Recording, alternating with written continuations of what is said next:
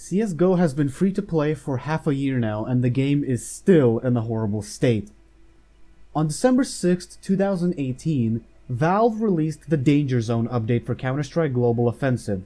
The update, which added a really uninteresting Battle Royale mode and made the game free to play, making it Valve's third major multiplayer free-to-play title alongside Team Fortress 2 and Dota 2. This decision brought along a lot of skepticism and criticism from within the game's community, citing things such as Valve's anti-cheat being honestly terrible and Prime being attached to all accounts that owned the game before the Danger Zone update. What's changed since then? Well, for a start, they changed Prime slightly, in a rather negative way in my opinion. Previously, Prime required you to reach a level 21 in-game and have a valid phone number attached to your Steam account, offering at least minor security from cheaters, even if ineffective. Nowadays, Prime only requires you to reach rank 21, no bells or whistles attached. You don't even need a phone number anymore. At first, my reaction to this was mixed. I didn't think it was a good idea for Valve to remove the phone number requirement for Prime matchmaking, but I was at least somewhat confident they'd have measures in place to make it harder for people to spam new accounts over and over. Unfortunately, no. That is not what happened. Nothing happened, actually.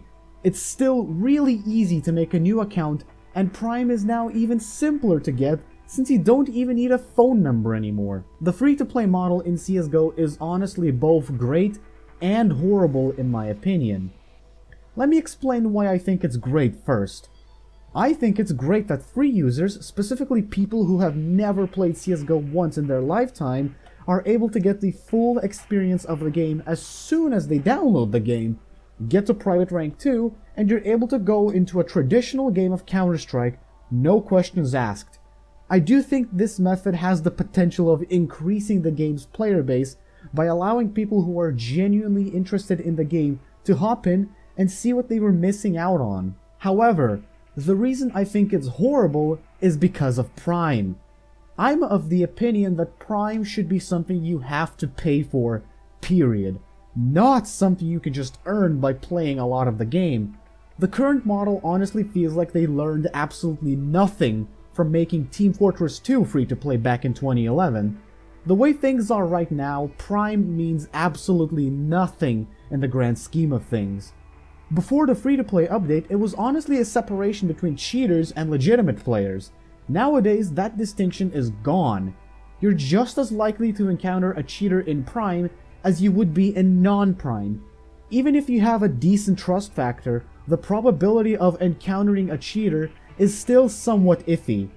I've encountered a fair few people on my main Prime account who have received VAC bans soon after a few days have passed since the games with or against them have happened. It's kinda dumb. Speaking of trust factor, it's a good idea in concept, but in practice it sometimes feels like it doesn't do anything. Sometimes you'll get placed in those rare, one-of-a-kind games where your team is great and everything is going smoothly.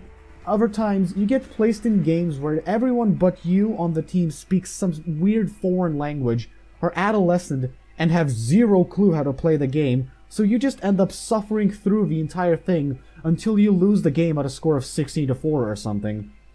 What was supposed to be the end-all solution for games in both Prime and non-Prime just ends up feeling like a useless system that sometimes works and sometimes doesn't. Going back to my previous argument about Prime needing to be a pay-for type of thing, the reason I believe that is because I take Valve's other major free-to-play first-person shooter into account, being Team Fortress 2. In that game, free users begin with a free account, limited item slots, no trading between other users, and the most important part, no access to competitive matchmaking. Never mind the fact that TF2's competitive system is just outright garbage, TF2, a game released in 2007 with a shitty competitive mode since 2016, has stricter requirements for entering competitive mode than CSGO, a game which technically shipped with competitive mode and has been around for much longer than TF2's terrible system. In Team Fortress 2, in order to access competitive mode, you need to do one of two things.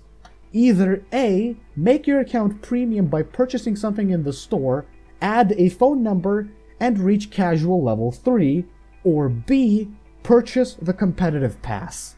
One thing these two options have in common, both of them require you to spend money in order to compete against other people.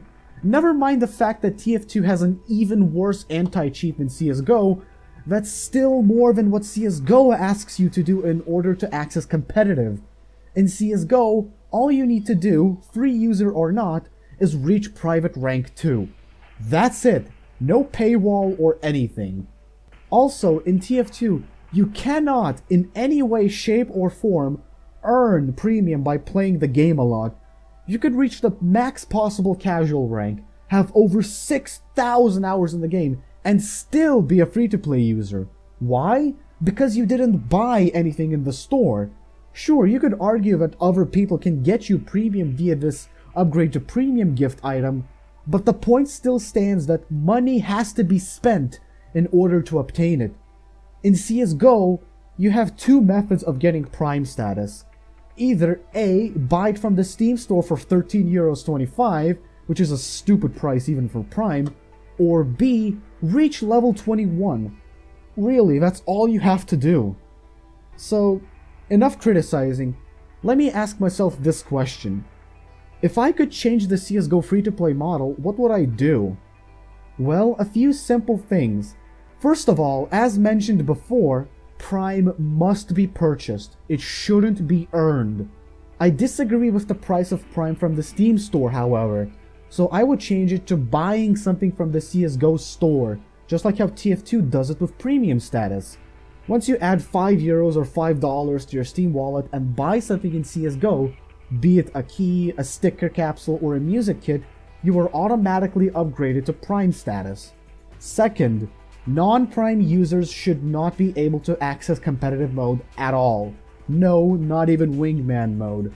Non-Prime users should still be allowed to play all the non-competitive modes of CSGO, you know, community servers, the war games, deathmatch, casual, and danger zone.